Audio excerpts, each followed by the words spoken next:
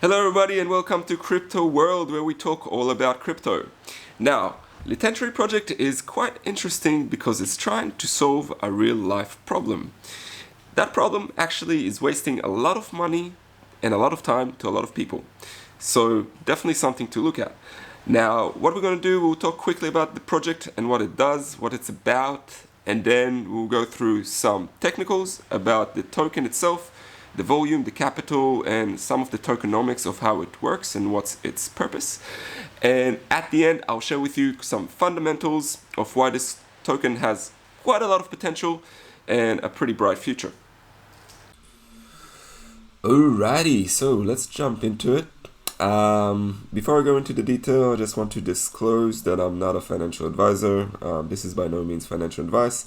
We're just presenting the information for you in a clear way for you to, take the information and do whatever you want with it.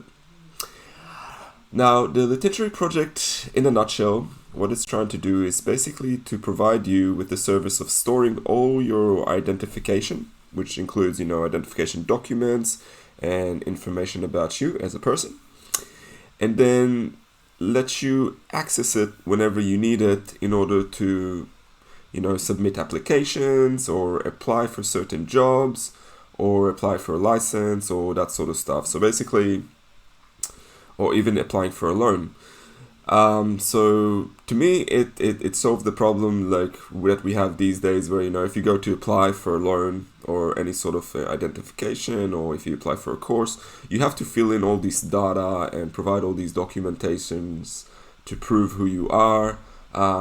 Whether it is to prove how much money you have and what's your financial position, and a lot of these processes that we have now are pretty robust. We have to fill in applications, we have to scan documents and send them in a not really secure way to the person who receives them in the other end. So basically, Litentry is trying to solve that problem and also provide it in the blockchain ecosystem. So if you, for example, apply for a loan from one of the DeFi projects out there that that provide that sort of service, you'll be able to give your information, which might include your financial position, and then that blockchain will be able to give you a loan. And all that is obviously done in a very secure way on the blockchain.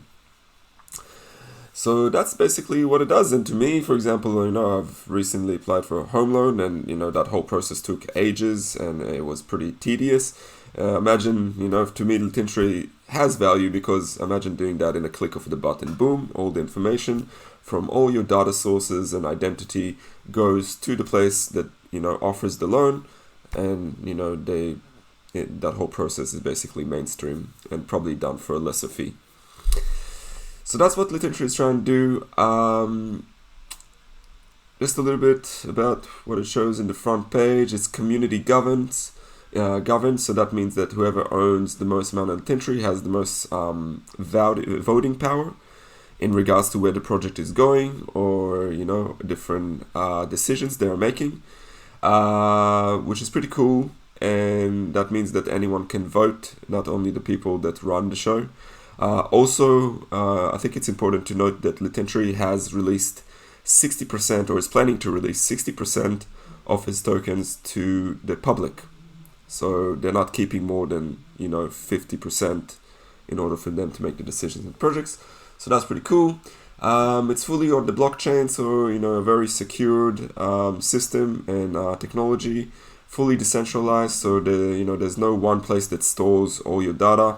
I assume Litentry will try to pull all your information and data from the sources that they are located on, and then feed it into the place where you want to use it. And obviously privacy focused. Basically the whole point with a decentralized system is that it's anonymous and people don't know who is who. But if you are trying to, for example, I'm giving the loan example all the time because that's sort of one of the things that you need to provide a lot of information on. Litentry is basically trying to provide that ability of providing information about you to another party in order for you to process some sort of transaction or a loan facility. So basically more secure, more fast, and probably cost less. Another interesting thing about Litentry is that its token has a lot of uses. To my understanding, the token will be used to pay for fees on the Litentry system, on the software. Also pay for transactions, matching fees, validation fees, so when they validate the information, and also collateral for loans. So sometimes if you have to put a deposit in or something like that to apply for a loan with a different D app or a different application, you'll do it with the Litentry token. Also for money storage and voting power. So a lot of token uses, which is good, which means that once the project is launched and the service is provided, the more people use it, the more uses for the token, and then for the more value the token has. Other than that, they also have some beta products, or just like example of products of what they're going to offer and what it will look like. So you can have a look on their website and check it out and see for yourself what they're planning to do. Now let's go into a little bit about the technicals. So Lit hasn't been around for that long. I think it was launched in early February this year, and it started at a price of $30 and sort of climbed to around 13 and went back down, and now it's going back up again. The market cap is very low. It's 217 million.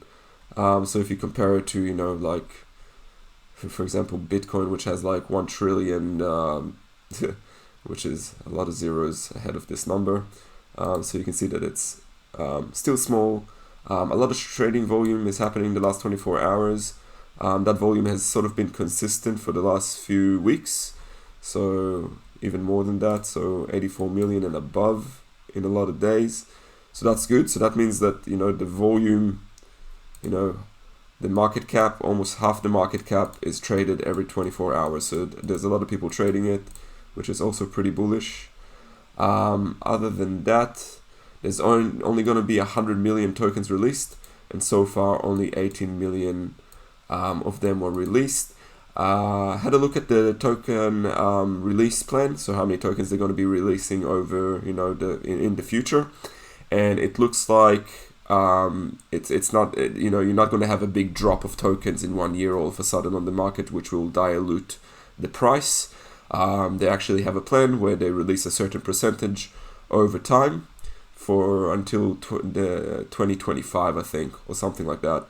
So what that means is basically the market will not be flooded by the token at any one point, and slowly, the token will be released to the market in the form of rewards, in the form of launches and token drops, and also I guess the use of the application once it's launched.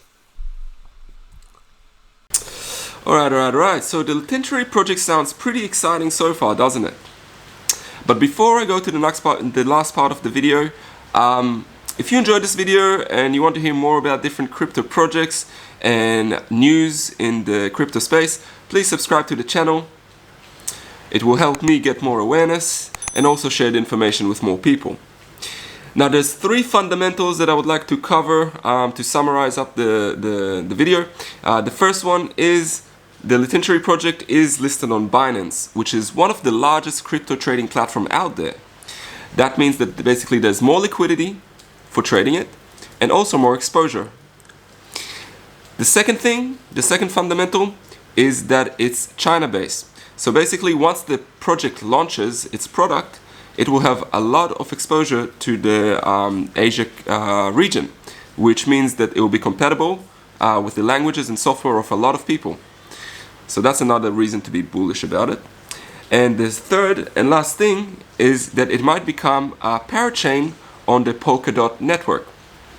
For those of you who don't understand what that means, it means that basically Litentry will have a real estate on the software for the ecosystem of Polkadot, and that means that it will have more exposure, it will be more compatible with other DApps that are built on the software, and it will create a quicker and more streamlined communication between the softwares available on that ecosystem. That's a lot of words to say. But if you want to hear more about the Polkadot ecosystem, I'll probably make a video of it in the future, so stay tuned. And that brings me to the end of the video. I hope you enjoyed it, and I'll see you next time.